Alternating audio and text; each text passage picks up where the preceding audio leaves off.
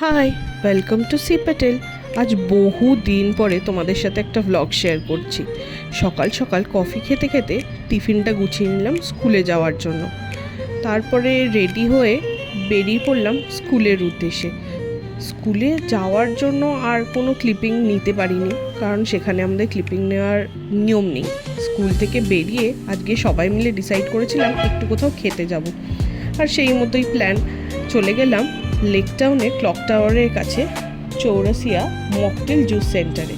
ওখানে আমরা মাঝে সাঝেই যাই, আর ওখানে গিয়ে আমরা একটা জিনিস খেতে খুব পছন্দ করি, সেটা হলো ওদের চিজ কর্ন স্যান্ডউইচ।